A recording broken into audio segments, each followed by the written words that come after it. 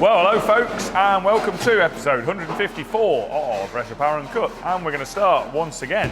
There's a periods of time where we keep starting with the same car, and we're going to do it again. The Churchill Jaguar Mark II two-door coupe. Tom, as you can see, is currently starting the lead loading work. He's actually done a couple of days on the lead work on this week, so he's just sort of starting to get into it. He's got the scuttle done, some parts on the rear scuttle area done, and he's just setting two on the wing to scuttle joints each side, which were very heavily leaded from the factory from Jaguar there. So he's getting the factory leaded joint done there. There'll be some joints on this car that are factory led and some that are our new joins need leading. For example, one that we're doing that wouldn't have been factory original will be the two halves of the quarter panel where we made the new quarters, they're split. And the join line down the middle of that has got to be leaded all the way along. We decided to, rather than trying to keep that line, do that panel in one piece, we'd split it, do it in two pieces, and where the join was, we'd do a lead fill, and that's along the same line that what would normally be a chrome trim. It won't be chrome on this car, you'll have to wait and see on that.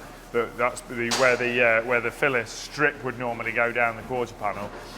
So there'll be a load of lead there. There's some lead work to do where the side repeater lamps, the side marker lamps were fitted originally. There'll be a little bit of work to do there.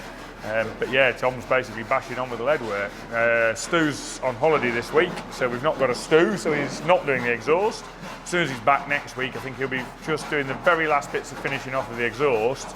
And then in the background, I don't know, Jamie will be able to get a shot of it, but we've got all the body side chrome work back from being stripped at Derby Chrome. We took that up to Derby to get the chrome removed from those parts, so they're back to the brass. So then we can do the brass fabrication work we need to do there and trial fit everything before it gets re-chromed.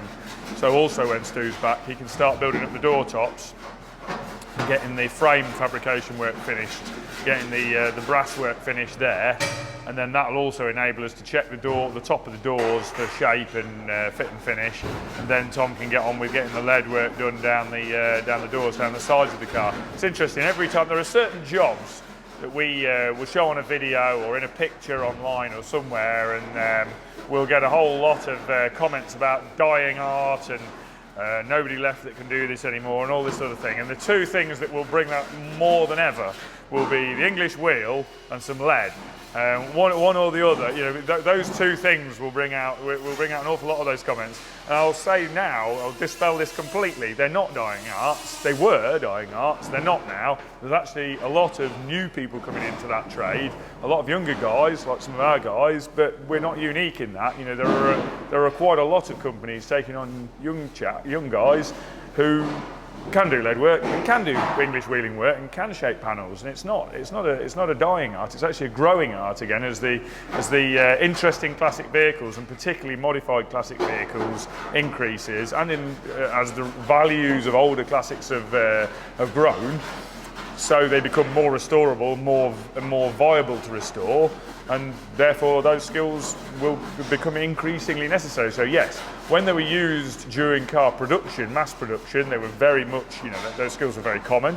Then there was a falling off of those skills to a low point where the cars where those skills were relevant became very, very, very small percentage of the market worldwide.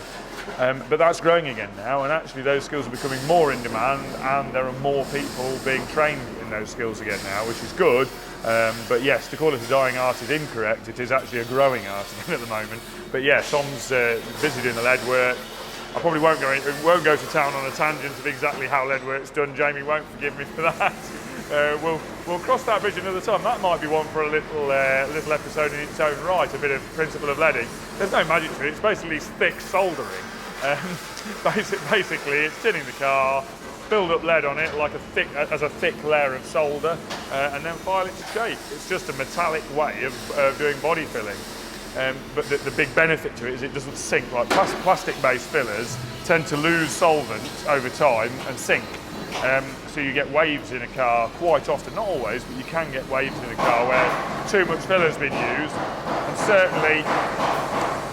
certainly on the Jaguar there are various factory lead areas which would certainly require filler to be far thicker than we would be comfortable applying, and also there are also areas where they need to be, I'll hold fire a minute, Bobby's hammering, hold on Bobby!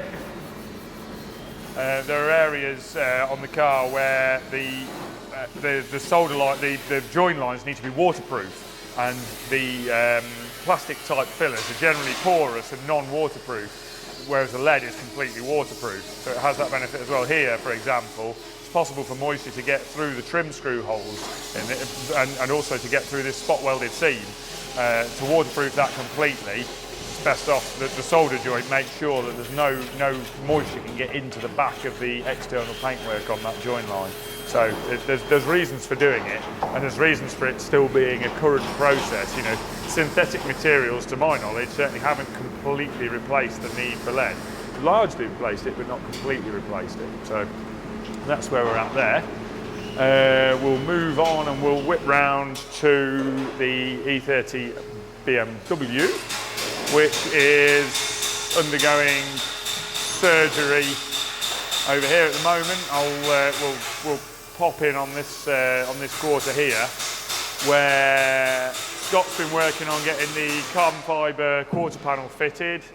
He's been making the transition sections that go between the.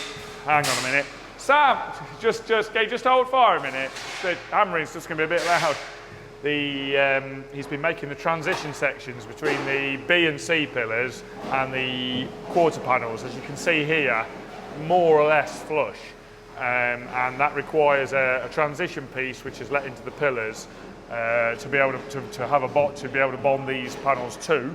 They've been made and they've been fabricated and got into place. Panels all clamped into place, and Scott's now setting to working on the other side. He's going to get that quarter in place, and then he's going to start building the inner wheel arches, because that's the next stage of fabrication. Is the inner arches have to be extended for the increased track width, ready, and then they have to be shaped such that they can be bonded to the new carbon fibre quarters. So that's all got to proceed. So that's what Scott's working on with, and he's got his, just noticed on the parcel shelf, he's got his build folder. Because these were a series task, we're building we're subcontract building these cars, and because there's a number of them to be done, Scott's put a build folder together for the processes on all the various stages at metalwork, just to save a little bit of time, and so we've got a bit of an easy guide on each step, so that it's not all just done from brain power, because the gaps between each car allow you to forget various things, so to try and eliminate that, he's done a little folder there. Moving on again, we'll come on to the E-Type. Sam is working on the seat mountings and the transmission tunnel and the actual seat boxes, the boxes that carry the seat mountings, which also carry the transmission mounting. I think that's been the thread for the last 2 weeks. But it's obviously there's quite a lot to that job, quite a lot of working out and making things fit. So he's finished shaping the front of the tunnel, which I think was pretty much there last week. He's now got that all welded in place. He's made all this front section, which I think I said was I think he was just fabricating that last week. That's all now fabricated and tied into the bulkhead. To the bulkhead cross member. I don't know what the E-Type speak for this is, but this is like a big beam strength section across the top of the bulkhead, which then ties into the A posts, and they tie into the sills. And so really key to the strength of an E-Type is this bulkhead section. That's the main structural point, and quite an important part of that structure is this section of the front of the transmission tunnel, because that actually transmits the forces imparted by the front chassis, which is mounted into the bottom of the transmission tunnel here where the rails come in. That actually transmits the forces from those up into the bulkhead. I've gone on a slight tangent talking about the chassis rail sections, totally forgetting the fact that the most important application of force into that area is the torsion bar mountings. The sections that go across under the floor, again, I don't exactly know what you would call them. They're a pair of channel sections welded back to back that go across the floor that tie into the end of the sill and into the rear part of the chassis rail floor end of the transmission tunnel area. And they take all the torsional load from the torsion bars, which is obviously the entire front spring load of the vehicle, and that basically is transmitted straight into the bottom of this section here as tensile force pulling down on that big beam of the bulkhead at the top. So again, this area here is actually doing a few more jobs than you'd think. It isn't just a cover for the transmission, it does actually transmit quite a lot of structural force in an E-type, which people might not realise when you first look at the car. You might not really realise the fact that it is a pretty important key structural part of the body tub of an E-type. So yeah, Sam's got that dealt with. He's now working on the sides for the tunnel, which I can grab one of. Oh no, I can't because he's got it over there. But we got no, not those. He's done the seat boxes. We've got the seat box sections here. We've remade those slightly more heavy duty than the original because of the way we're mounting the seats into them. But he's also now made, but I think he's got elsewhere, the sections for the top of the tunnel sides at the back.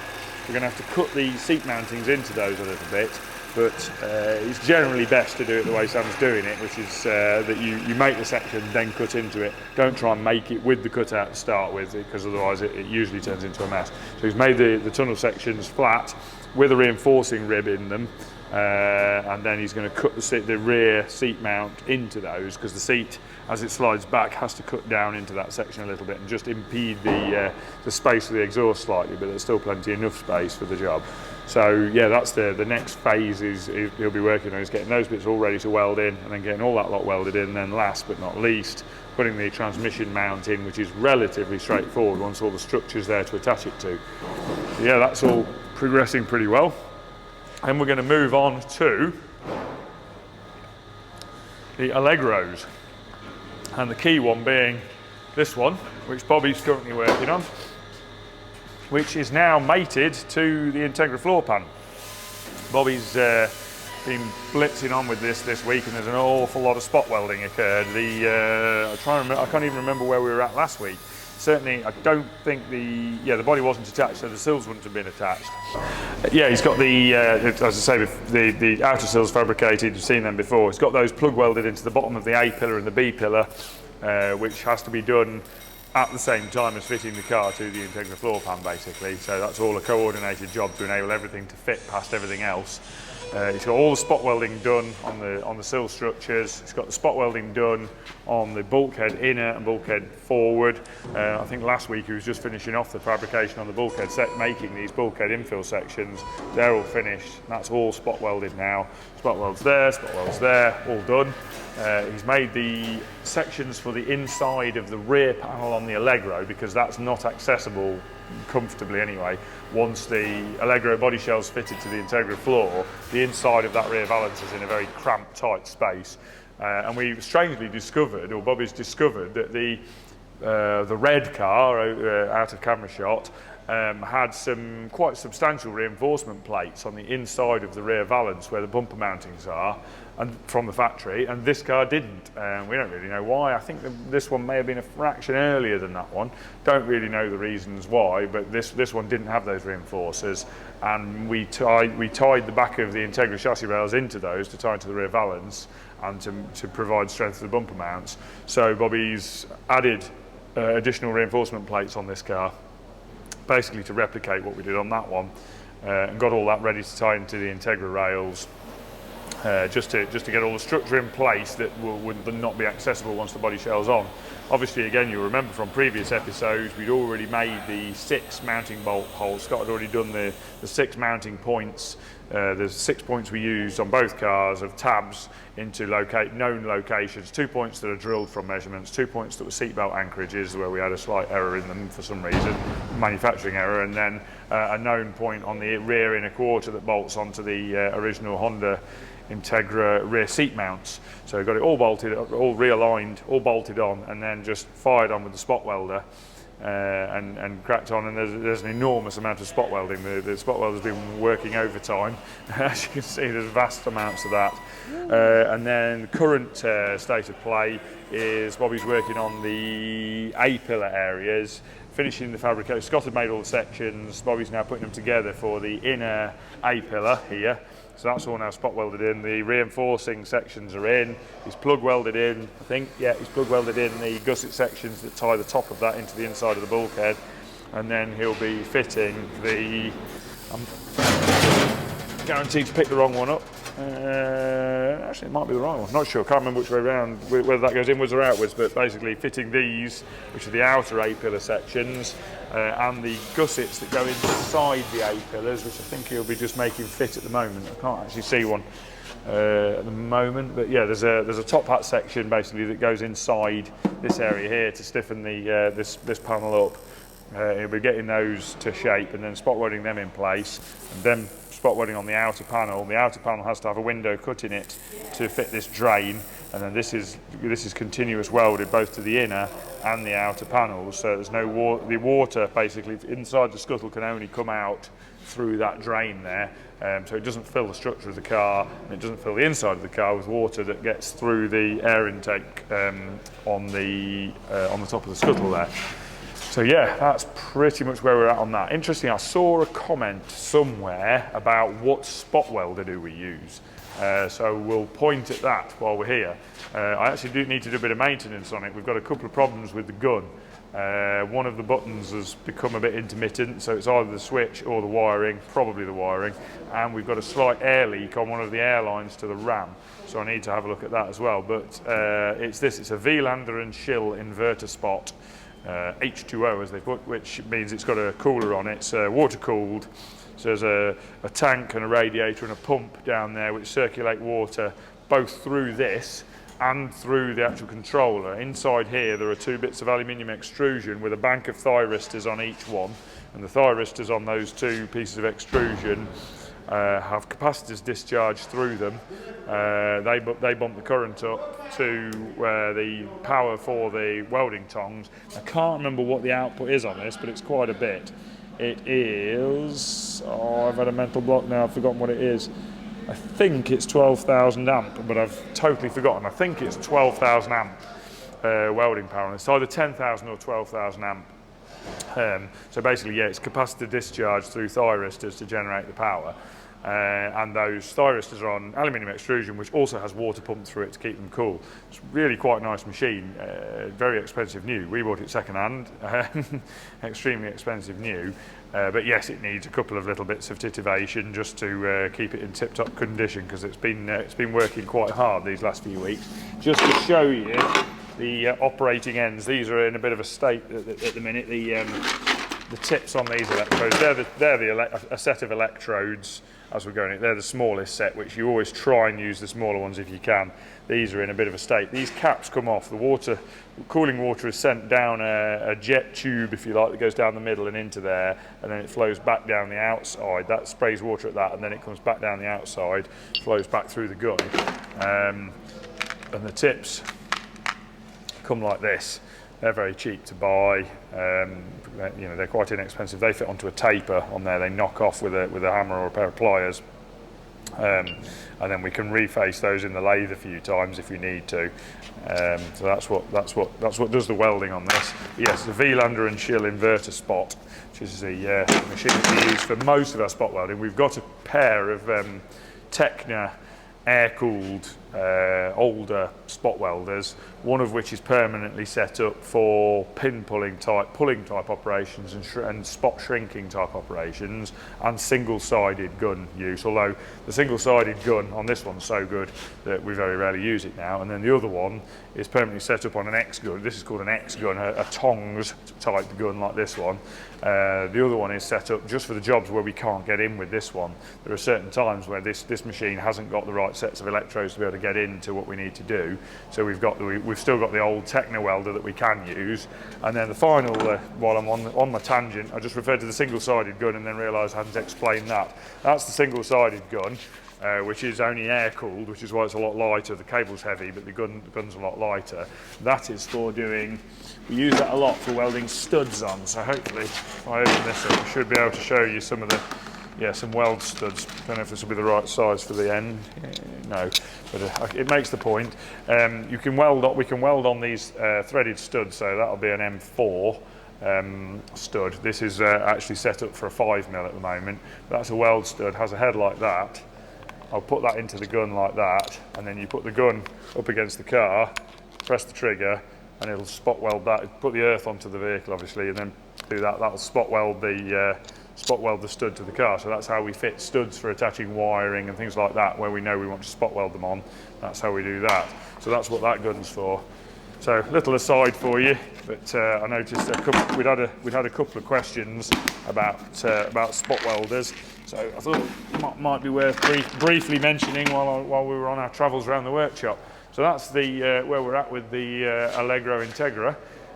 Moving on from that, we'll walk past this one. There's nothing particularly exciting occurred. I've managed to do about 5 minutes on it again this morning, which was just doing a quick modification to the Porsche 911 air conditioning condenser to try and make it so that I could fit a different type of fitting to the bottom of it. Problem with these is they're furnace brazed. I think we've mentioned all this before. They're furnace brazed and consequently quite difficult to modify without unbrazing them, but I've successfully managed to do that. Yeah, so I've machined up a fitting to take this and then managed to alter the angle and then weld to the original fitting block on this end. Just given that a pressure test and that's all gone well. So the plan has fallen into place there. So we can now get a fitting into a very small amount of space down by the compressor in that. I'm going to leave that on top of there because that's a sort of trial fit one just to make sure that was going to work. That's where we're at with Allegro. Then moving on into the body shop, we have, I'm going to wander around this side this time. We have Mark 1 Escort, which is at the flatting stage, because the next phase of this, I think we mentioned this previously, the next phase of this is painting the upper half of the car. We've basically got to paint the upper half of the car blue-green base coat and then clear coat the whole car, and then it's also having a pinstripe on it. So the current phase is that the car has now been painted everywhere it needs to be in 2K white direct gloss paint, 2K acrylic white direct gloss. That's being flatted back now, and then once that's flatted back, Gaz and the guys will remask up, fine line the edge of where the blue-green. Do you know the actual name of the colour? Honda turquoise.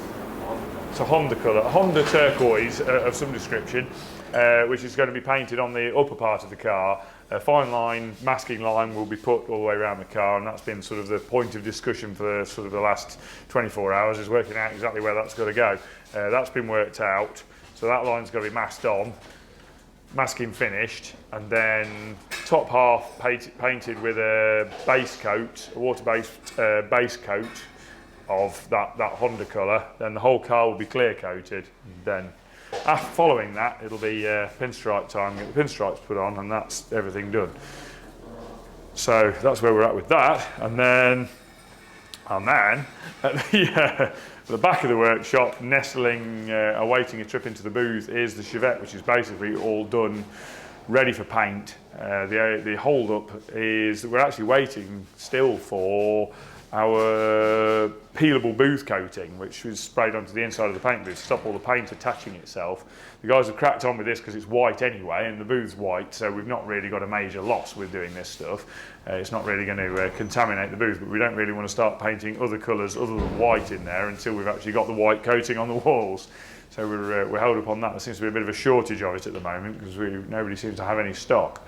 So we're awaiting that at the moment, but as soon as that's in, then we can crack on with the Chevette. So that's pretty much where we're at with everything. There's various other little jobs, but I might not elaborate on too many of them. We've got a couple of other tasks in. I know Mark's been to and fro doing various bits of black direct, we call it a Celimix direct to metal paint that we use on certain items that go on interiors and things like that, and various other parts. I think he's been painting some pedal boxes for the Escorts.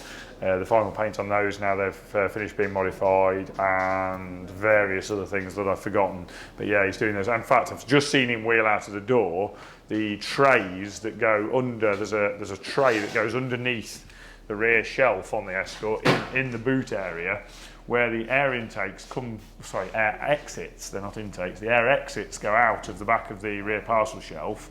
The air from those actually exits the vents you see on the rear scuttle on an Escort, but it gets there via the boot.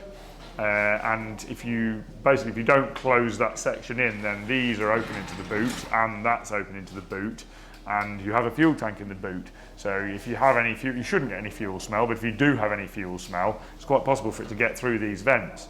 They really should be sealed from inside the car. Originally that was done kind of with a piece of cardboard or hardboard or something that basically went under the parcel shelf. So we've put some spot welded on studs under there so we can actually put an aluminium panel on instead of the sort of cardboardy hardboardy stuff. And I know Mark's just gone out of the prep bay with those, so I think he'll be putting some direct onto those as well, so they're painted and can be ready to fit.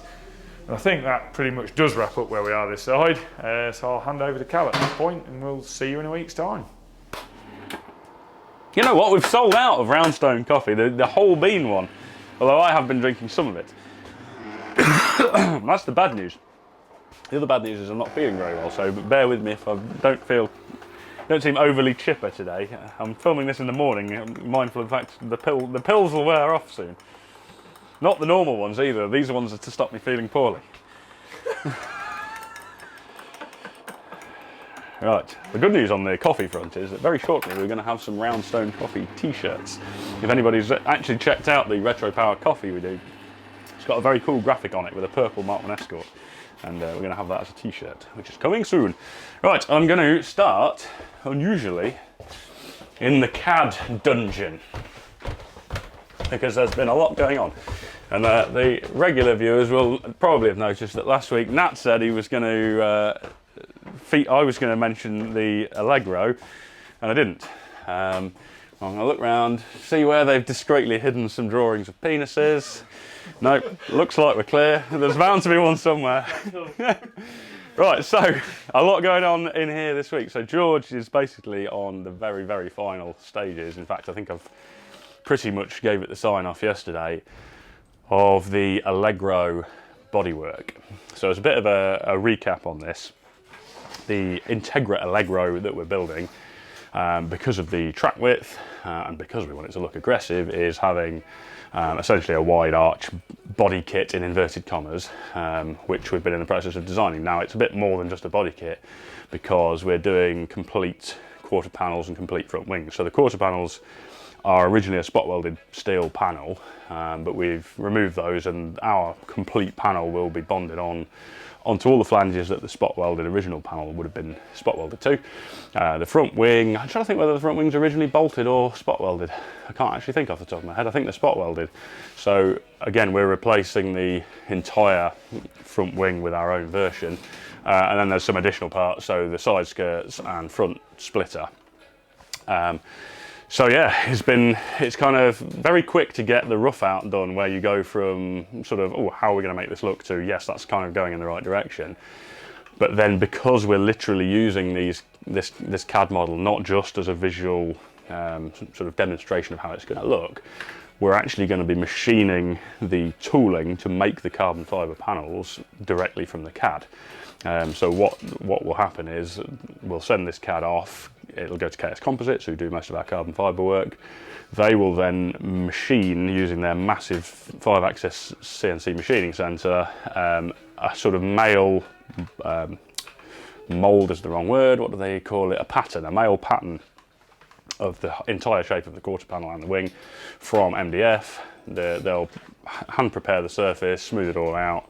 They'll have some kind of product that they paint on it basically to give it a smooth surface, and then they will take a very thick fiberglass mould of that male buck or pattern, which will create a female mould. Then the carbon will be laid up within that mould, go into the autoclave, and from that mould we will get the final carbon fibre panels, which hopefully will fit perfectly. And therein lies the pressure, which basically going back to where I'd got to, it's very quick to get the kind of rough out of the shape and be happy with how it's looking.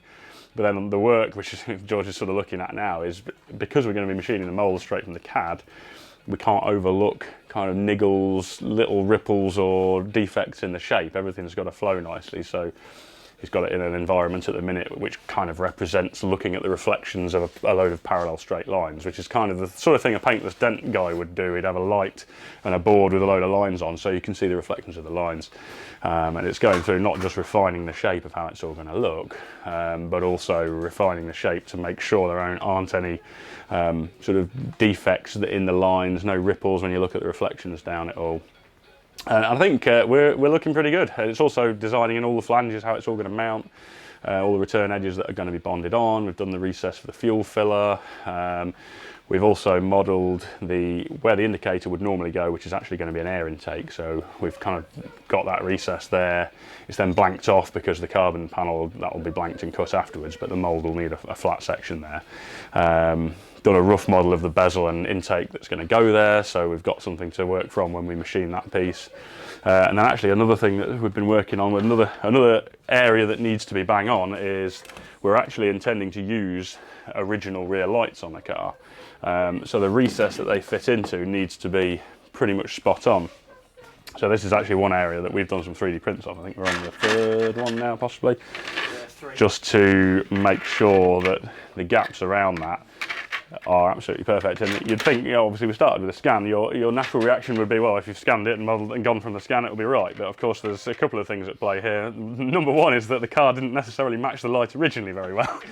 far from it. So it's a part of the job is just making this bit the right shape to match the light versus how it was from British Leyland, which was not the right shape to match the light. But then also we've done some changes. This recess now encapsulates where the end of the bumper sits, and because of the blend-in of the rear of the wide arch here affects the shape, it's been a case of just tweaking this shape and making sure we're dead happy with how it fits around the rear light.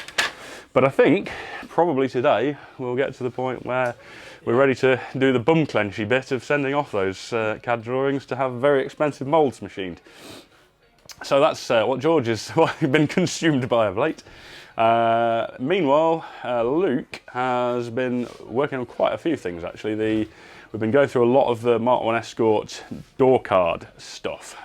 So we're kind of at the point where we're making a lot of the interior parts. We've had a lot of the mechanical parts machined now, things like the bonnet latches, which we showed last week. The door handle assemblies are being machined at the minute.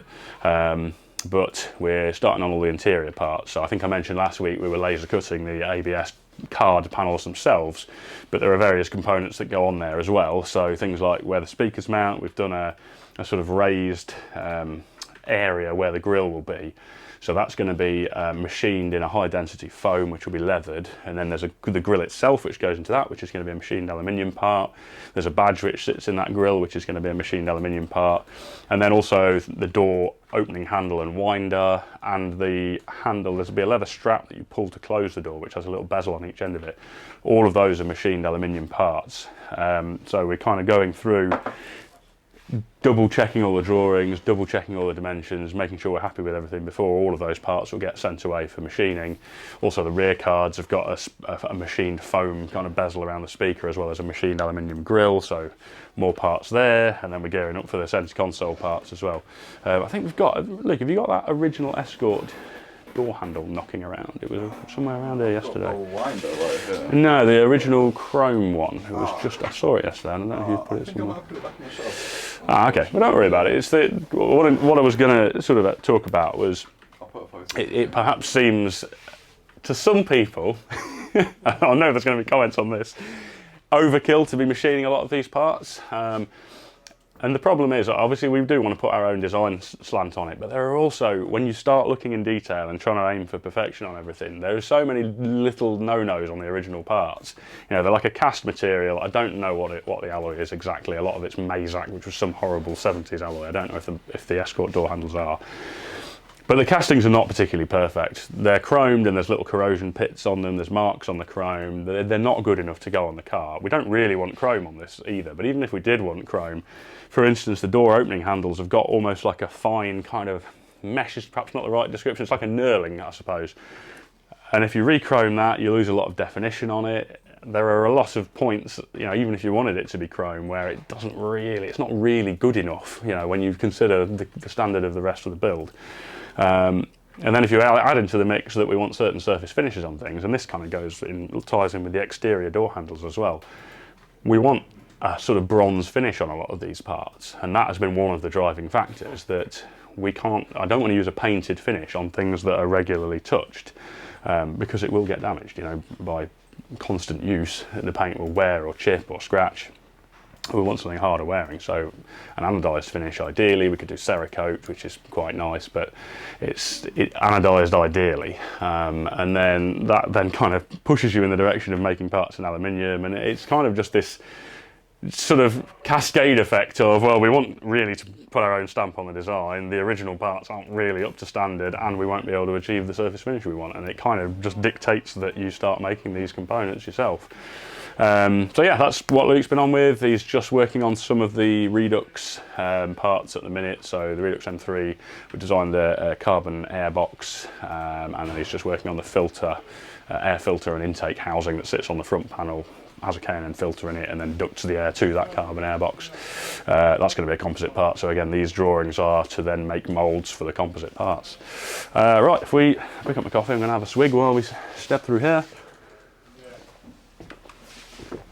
Quick pause on what Alex has been up to. So he's carrying on with the main chassis harness for Project 1, the first of the 2 Mark 1 Escorts, which is starting to take shape. I think the bulk of the wires are getting there now.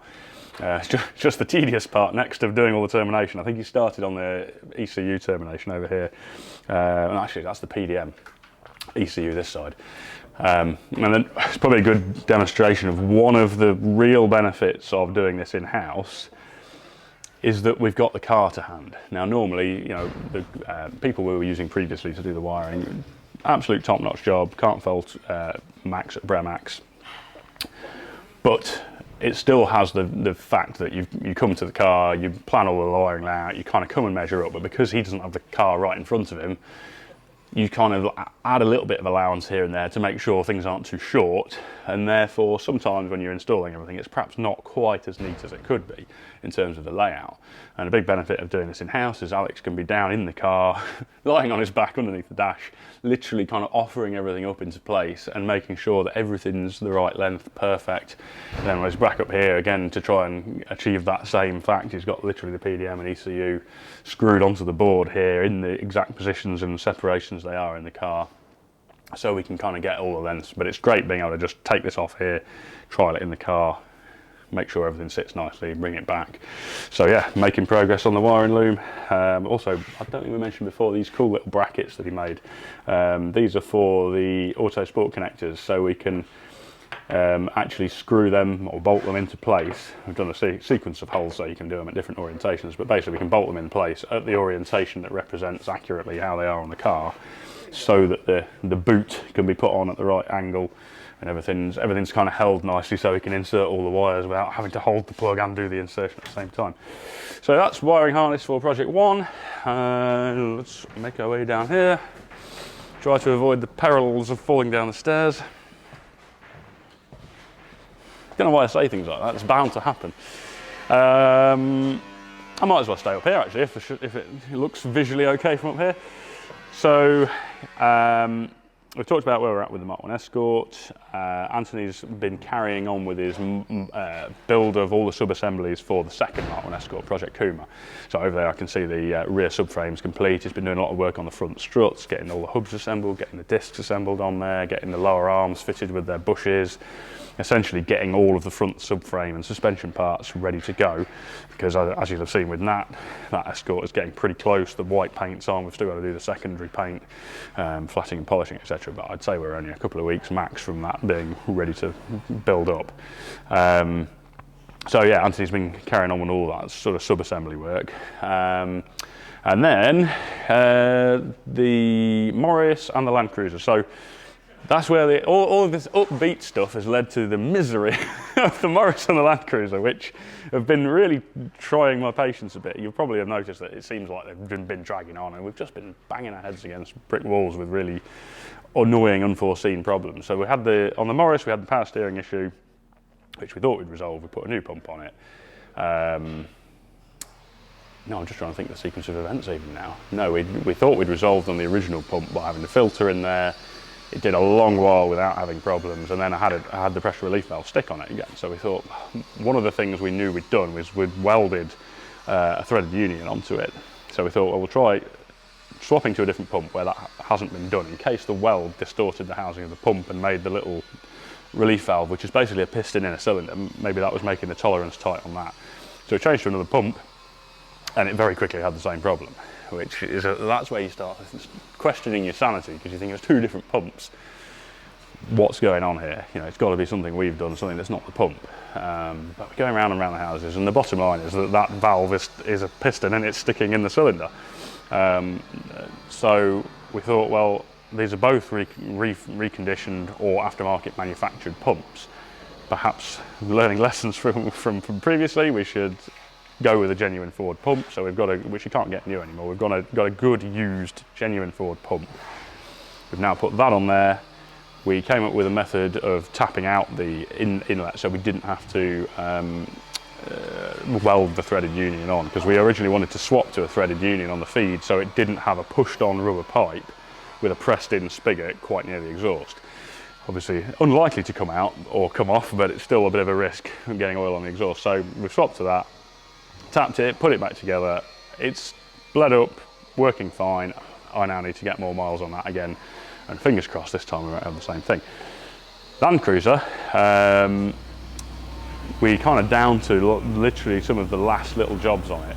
And one was the squeak, which we talked about quite a few episodes ago. A few people were saying, did you get to the source of the squeak on it? And we didn't. We kind of got to the conclusion where it wasn't getting any worse. It didn't sound like a major mechanical thing. We were expecting it was maybe the seal on the water pump just being a bit dry because it was brand new, or a defect on one of the pulleys or the belt, cam belt, meaning that it was perhaps just squeaking on the side of one of the pulleys. So we thought, well, we'll just run it, get some miles on it, see if it improves. Which it didn't, it stayed exactly the same. And then the other day we were reviewing it again and thinking, it really does sound like it moves around the V. And one of our early diagnoses was, is it an air leak? And we thought, well, maybe it's the flanges of the manifold onto the heads. Was it the O-ring joined between the two halves of the manifold? We went through all of that, sealed it all. Was still exactly the same. And then I just had this realisation the other day that actually there is another potential area for air leak, which is the injector O-rings. And sure enough, and I haven't conclusively proved this is the fault, but we did a bit of the old spraying brake cleaner around the injectors to see if the revs changed at all. And there were definitely some very small air leaks around the injectors. So I'm fairly sure that the squeak is actually air squeaking past the O-rings on the injectors. So what we've decided to do is, James is doing some peril machining. He's taken the manifold off, and the O-rings weren't a particularly tight fit in the holes in the manifold. So what we're going to do is we're going to a bigger O-ring size, and we're boring out the holes in the manifold to a bigger size, but a tighter fit on the O-rings. So yes, James is doing some scary machining on that inlet manifold at the minute, but hopefully the culmination of that will be that we will no longer have that squeak. We've just been also going through and just rebleeding the brakes on it, because although the brakes felt fine, I had noticed that because general driving, been absolutely spot on, really happy with the feel. The last time I was out in it, I thought I'll do some really good hard brake tests, and I did notice that it is possible to bottom the master cylinder out